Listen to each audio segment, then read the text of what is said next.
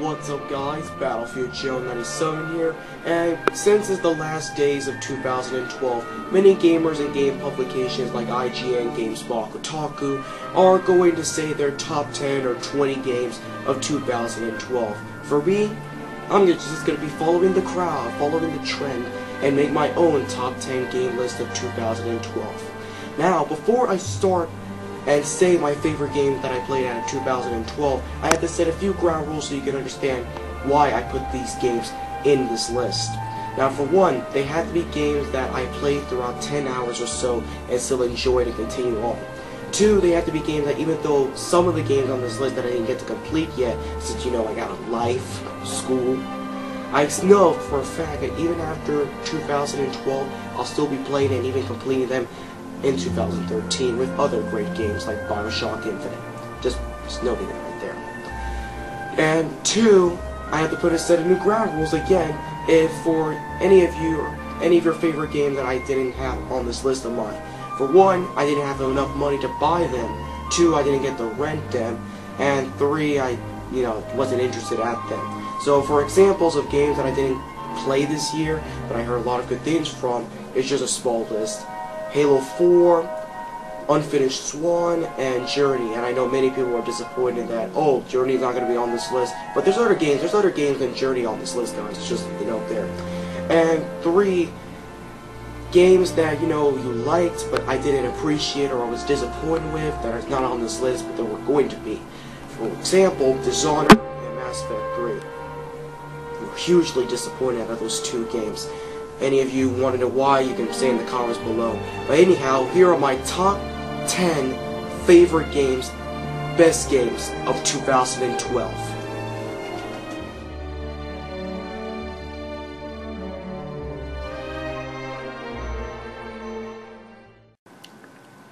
Number 10. Number 10 goes to Starhawk from LightBox Interactive. Now for one, I'm pretty sad that Starhawk is not even mentioned, or not even in one of those top 10 lists of 2012, because to be honest, this game is freaking good. For how much the third-person shooting has improved much better than Warhawk did, since of course now you can aim, and from how much the mech improvement RTS-like style that they put out of the whole game itself is just beautifully good, integrated within. And for how much the composing score from Christopher Landon-Ernst, I pronounced the last name wrong, is so much good, making it feel like a spaghetti westerner in space. It just makes the campaign much better than what it is. But the multiplayer is where it's at. So much fun making RTS-like mechs, going down the stairs, using them for strategies. It's just a fun game to play with your friends, blasting throughout the space galaxies. And from how much you can buy this game separately in campaign or multiplayer in the PSN store, it is no excuse to at least try or play Starhawk for the PlayStation 3. Fueled by what we call the Rush, kind of our Gold Rush analog for Rift Energy. Number 9. Number 9 goes to Kingdoms of Amalur Reckoning from 38 Studios. Now for one, there was another game and Kingdoms of Amalur Reckoning that, for one, they were fighting with in my head to be in this list. One of them was Dragon's Dogma from Capcom. And from how much both of them were similar in combat-like styles, while Dragon's Dogma is much more fluid out of its combat, I put Kingdoms of Amalur Reckoning on this list and replaced it with Dragon's Dogma. Why? Well, because for one, I had a much more enjoyable ride out of Reckoning than I did with Dragon's Dogma. For how much Dragon's Dogma was a D&D wannabe, and now Reckoning was like a Lord of the Rings kind of wannabe, I'd rather pick the wannabe Lord of the Rings game than I did with the D&D wannabe. But for how much the combat is so fast, so much better and fluent than any RPG from the Japanese or Westerns at all, much better than Skyrim, so is Dragon's Dogma, by the way. Kingdoms of Amalur Reckoning may not hook you through the story, but the lore sure will get you through it. And I highly recommend at least trying this game out. For each life, a reckoning. Number 8. Number 8 goes to Gotham City Impostors from Monolith Productions. Now, let's put it out of the way. Yes, it's sort of like a Call of Duty clone, but this is a clone of a game that is done right. Make your own twists out of differences out of Call of Duty, and you got yourself a fun-ass game like Gotham City Impostors. Take the twist out of the DC comics of Batman, taking the story of the Gotham City Impostors game of people dressing up as Batman and Joker, killing each other with assaults of guns and gears, and make a fun first-person shooter, sort of in the vein of T-Fortress 2 teamwork style, and you got a fun-ass game to play with. And from how much this game was re-released on PC as a free-to-play title, which you can get from Steam in the Steam Workshop, you have no excuse to at least try or play this game if you're a PC gamer. For console gamers on PS3 or 360, you're going to have to at least pay the game full price, or in deals if you can get deals on PSN or 360 Live. But even then, this game is still worth the money and effort, even if you're not a PC gamer itself. I highly recommend getting this game. Naughty little bat. Where do I get one of these? Awesome! Oh! Number 7. Number 7 goes to New Super Mario Bros. U from Nintendo. Now, I know many people are cynical to putting New Super Mario Bros. U in their top 10 games of 2012 for how much, many gamers or players will be like, oh, it's the same old Mario game in 2D, blah blah blah blah, let's reskin this shit like Call of Duty, let's make fun of Nintendo, blah blah blah, let's hate them, put that in their guts, let's suck Sony or Microsoft dick. Okay, I'm being inappropriate here, but to be honest right here, I love this game. This is the best New Super Mario Bros. Game, or it could be in my top 5 2D Mario games of all time, up there with World and 3.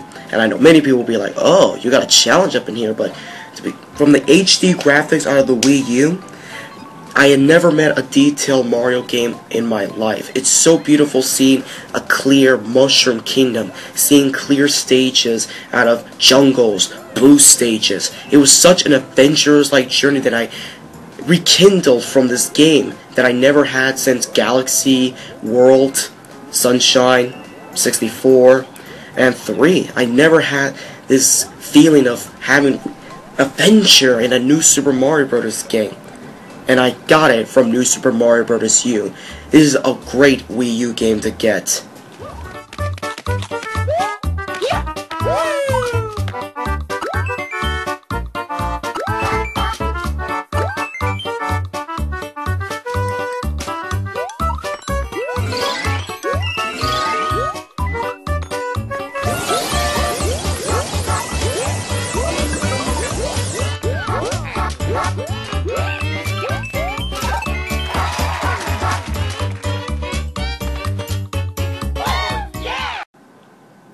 Number 6. Number 6 goes to Fez from Polytron and Phil Fish. Now, for one, I wasn't a big fan of Phil Fish and his statements on how Japanese companies and developers were, but from how much I played the demo out of Fizz, I had the most relaxing retro-style adventure that I had in a long time out of a video game.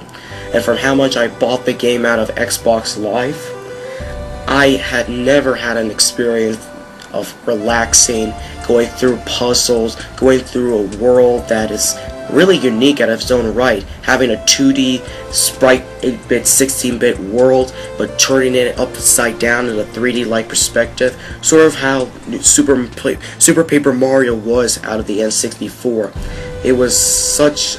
no, not in the N64. The Super Paper Mario from the Wii, from the Wii that nobody likes. But going from its side, Fizz is a relaxing, challenging puzzle game that for one, I highly recommend getting if you're an Xbox 360 owner.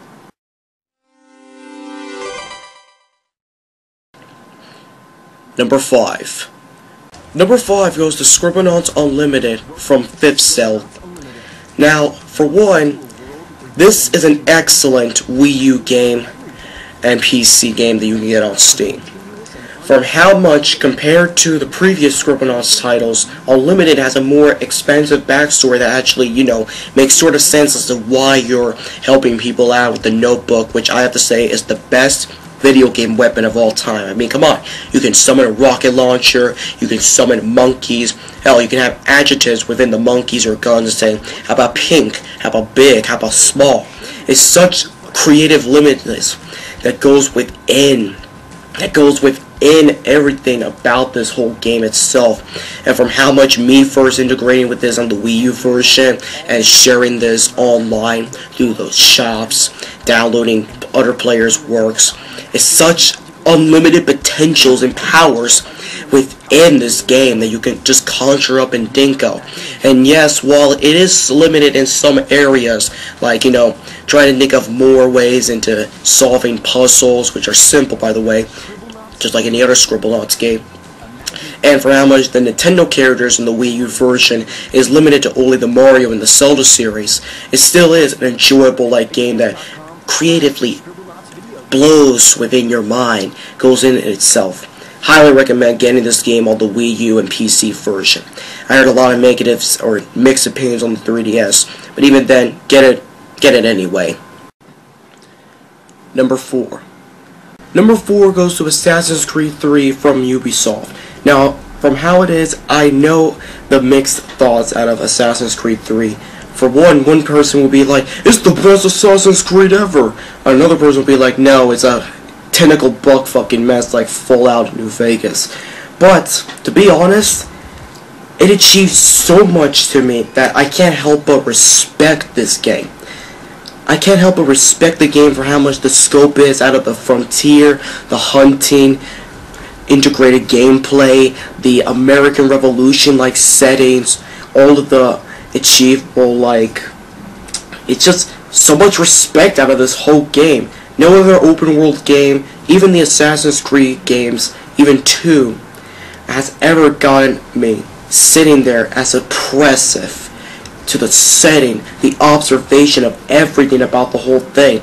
But yes, Assassin's Creed 3 is not perfect at all. There are technical bugs and there are technical issues, but not that much like Fallout New Vegas or, let's say, Sonic 06. But there is so much of the story, the multiplayer, and everything else about it. I just can't help but respect the whole thing. At least play the game and not be hating on it. On him!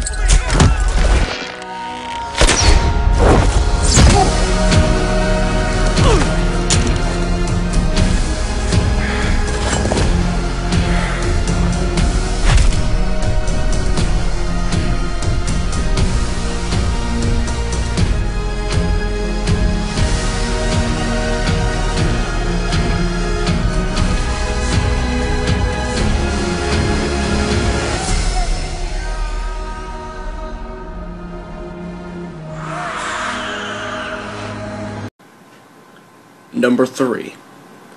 Number 3 goes to Retro City Rampage from Vblank Entertainment. Now, just imagine this out of yourself. You're playing like Grand Theft Auto 4. You're Nico Bellic. You're going through a taxi drive, and you stole the taxi, and you're in it. And then you put the music, don't just close your mind. And then you immediately have this thought or idea in your mind. You know, the graphics look nice. It looks like New York City. I love this. But what if we gone back to the bird's eye top perspective view of the old GTA game? But hold up. Turn it into an 8-bit reference parody adventure that any 80s to 90s kid will just gush over and enjoy. It'll be like, oh, Legend of Zelda, oh, Mario, Sonic, Mega Man, Bionic Man, oh my god, the references are over 9,000! It's just so much into this whole game that it's just such a joy. All the nods to everything about this is just fantastic. And from how much these nods are even integrated into some sections that sort of incorporates a lot of the design elements into different genres of games. Somehow in one section where you're in a prison, it'll turn into a Metal Gear Solid sort of section. And then in some areas it'll go into a 2D platform side-scroller. And in some sections it'll turn into an arena shooter, sort of in the vein of that zombie game from Xbox Live. It's sort of like it. It is a very enjoyable game that will have a nod. And hey, if any game that has reference to Batman, and especially the Adam West Batman, should definitely be in the top 3 list of games. Number 2. Number 2 goes to Max Payne 3 from Rockstar Games. Now, for one, Max Payne 3, oh my god, Max Payne 3. Rockstar, I could just kiss you from how much you brought Max Payne from the grave or in limbo back to real life in such a beautiful, gorgeous, tight, responsive-like game known as Max Payne 3. For how much you took the gameplay elements of a tight Max Payne game, incorporated it into like a third-person shooter, and how much you had a great composer from Health, how much you got a great writer from Dan Houser writing this game, how much it involved Max Payne from this heroic like character into such a broad old man that for one just doesn't give a shit anymore, from how much he wants to help people for at least one final hurrah. It's such an inspirational and inspiring story for me that it's just heartbreaking to say the least. And from how much, even though you may complete the storyline of Max Payne 3, that you can play it and replay it again through achievement, harder difficulties, and you have arcade mode, which you can see how many scores you would get out of headshots, how many chains you can get, for how much New York Committed would be, and the multiplayer can almost rival up into the Uncharted games, Uncharted 2 and 3, and even the Gears of War games alike. This is like the best third-person shooter of 2012 for me, and it's sad that this game didn't get that much selling out of it, only getting like 444, making this stuff up, but it's around that number of units sold within the game itself. And from how much it only won one award from Machinima of Inside Gaming with Best Animation, which for one has the best animation that I ever seen out of the game itself. Rockstar, you have commenced so much, and I can't wait for Grand Theft Auto 5 to incorporate this engine that Max Payne 3 had and integrate the Rockstar social games with it.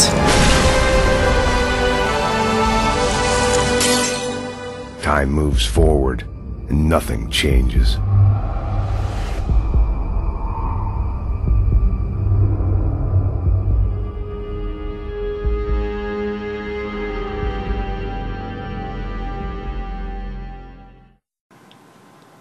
Number 1.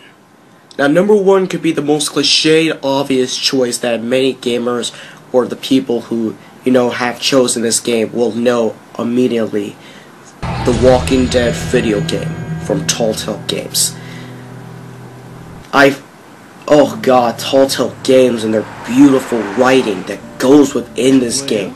A point-and-click adventure role-playing game that just strips out the puzzle and focuses more on the story and the characters, for how much they made the best written child character of them all, for how much it made me cry, for how much it made me scared, for how much it made me suspenseful, excited for the whole thing. It was just beautiful, and I was really surprised, but at the same time relieved that this game won an award for the VGAs.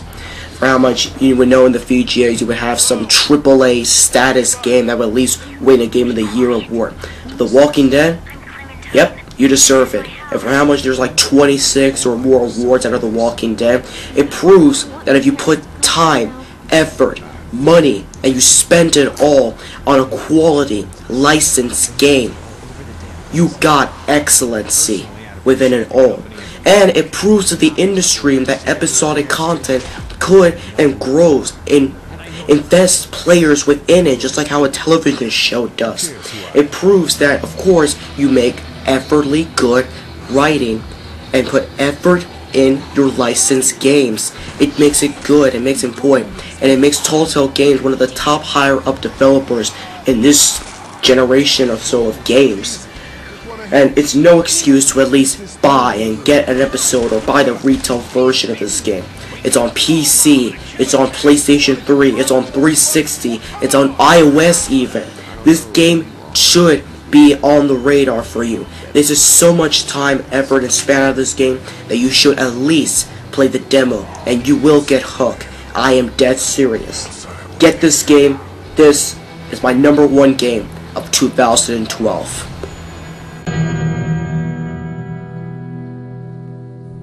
And yeah, that is my top 10 games of 2012. Now, if one of your games were not on the list I said before in the beginning, but I didn't get to play them, I didn't get to buy them. So if there is a game that wasn't on this list to buy, and you believe that is so good that it's on your top 10 list, say in the comments below, like, favorite, subscribe, and if you like this video and the others that are, you can search in the channel, you can subscribe to BattlefieldJoe97 and me. Oh, and also, you can also follow me in Tumblr, Facebook, Google+, and Twitter. Go on, friends. Oh yeah, the internet browser is so good. This is BattlefieldJoe97. Catch you guys later. Peace.